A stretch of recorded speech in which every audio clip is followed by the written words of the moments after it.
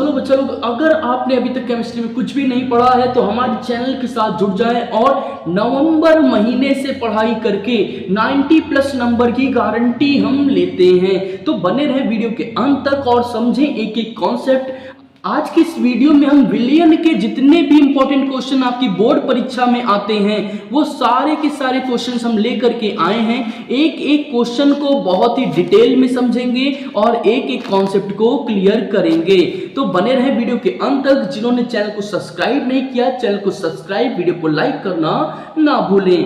पहला क्वेश्चन है मोलरता, मोललता तथा मोल अंश को परिभाषित कीजिए। मतलब हमको क्या करना है, मोलरता, मोललता और मोल अंश की परिभाषा लिखना है और इनके सूत्र भी देने हैं। तो सबसे पहले हम बात करते हैं मोलरता की। मोलरता को कैपिटल M से प्रदर्शित करते हैं। तो परिभाषा क्या है, किसी निश्चित ताप पर प्रति लीटर विलयन में घुलित विलय पदार्थ के मोलों की संख्या को उस ताप पर उस विलयन की मोलरता कहा जाता है। तो सिंपल सी बात क्या है, इसमें प्रति लीटर विलयन में हम क्या करेंगे, विलय पदार्थ के मोलों की जो टोटल संख्या होगी वही मोलरता कहलाएगी। तो मोलरता की इकाई की बात करें, यूनिट की बात करें तो मोल पर लीटर, क्योंकि विलय के मोलों की संख्या बटे प्रति लीटर विलयन। जब भी मोलरता की बात करेंगे तो प्रति लीटर में विलयन को लेंगे। उदाहरण देखिए, यहाँ क्या है, 0.2 मोलरता का तात्पर्य यह है कि विलय के 0.2 मोल को 1 लीटर पानी में मिलाया गया है। उदाहरण के लिए अगर बात करें तो मान लीजिए 1 लीटर पानी में हमने 1 चम्मच क्या किया, चीनी मिलाया। तो 1 चम्मच चीनी क्या हो गई, मोलों की संख्या हो गई और 1 लीटर पानी क्या हो गया, विलयन हो गया। तो इस तरीके से आपको पेपर में लिख देना है। वहीं चलते इसके दूसरे पार्ट की तरफ। तो क्या है, मोल प्रभाज यानी मोल अंश की परिभाषा और उदाहरण और सूत्र। तो क्या कह रहे हैं, मोल प्रभाज को ही मोल अंश कहते हैं और इसे x से रिप्रेजेंट करते हैं। एक विलयन में किसी घटक विशेष का मोल प्रभाज उस घटक के मोलों की संख्या तथा विलयन में उपस्थित सभी घटकों के कुल मोलों की संख्या के अनुपात के बराबर होता है। इसे x से प्रदर्शित करते हैं। तो सिंपल सी बात आई, घटक के मोलों की संख्या बटे विलयन के कुल मोलों की संख्या, यही आपका क्या हो जाएगा, मोल प्रभाज का सूत्र हो जाएगा। बात करें अगर उदाहरण की तो 1 मोलल विलयन में विलय के मोल प्रभाज की गणना। तो यहाँ पे 1 मोलल विलयन से अभिप्राय यह है कि विलय का 1 मोल 1000 ग्राम विलायक जल में घुलाया गया है। क्योंकि इसमें हमने आपको पहले ही बताया, इसमें विलयन की बात करेंगे और विलयन के टोटल मोल, तो टोटल मोल हमारे कितने होंगे, 1000 ग्राम यानी 1 लीटर के आसपास होंगे।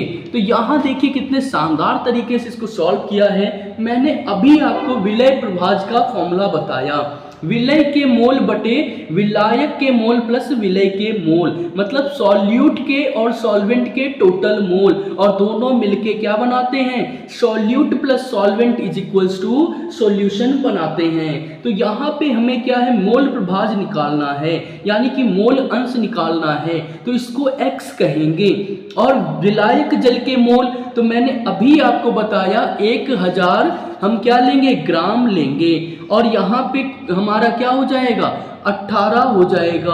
तो जब इसको सॉल्व करेंगे तो आएगा 55.56 और इसी के साथ में क्या हो जाएगा हमारे पास में, x बराबर 1/55.56 प्लस 1, क्योंकि विलय के मोल 1 है और विलायक के मोल 55.56 हो जाएंगे। तो यहाँ से हमारा आंसर निकल आएगा। केमिस्ट्री में सीधे वैल्यू आती है, फॉर्मूले पे आपको पुट करना होता है। वही तीसरे नंबर पे मोललता की बात आती है। विलायक के 1000 ग्राम यानी 1 kg में घुलित विलय के मोलों की संख्या को विलयन की मोललता कहते हैं। मोललता को स्मॉल m से रिप्रेजेंट करते हैं। अभी मोलरता में हमने क्या पढ़ा था, विलय के पदार्थ की संख्या, विलय के मोलों की संख्या जो थी वो प्रति लीटर में थी, यहाँ पे प्रति केजी की बात आ गई तो सब सेम होगा। बस क्या हो जाएगा, विलय के मोल की संख्या बटे विलायक का द्रव्यमान, और जिसको किस में लेंगे हम, केजी में लेंगे। उदाहरण है 0.01 मोलन विलयन से तात्पर्य यह है कि विलय के 0.01 मोल को 1 किलोग्राम विलायक में घोला गया है। तो सिंपल सी बात आप याद रखिएगा जो मैंने आपको बताई, वहां पे हम लीटर में घोल रहे थे और यहाँ पे हम किलोग्राम में घोल रहे हैं। तो ये आपका क्वेश्चन है, ये अगर एक साथ आएगा तो 3 नंबर में, अगर एक एक करके से मोलरता की परिभाषा, मोललता की परिभाषा या मोल अंश आएगा तो एक एक नंबर में पूछा जाता है। और बोर्ड परीक्षा में लास्ट मैंने इसको देखा है लगभग 4 से 5 साल, वीडियो में आप देख सकते हैं मैंने एक एक क्वेश्चन आपको दिखाया है कि कितने ईयर में पूछा गया है। तो ये हो गया आपका आंसर। अगली वीडियो में हम राउल्ट के नियम के बारे में पढ़ेंगे।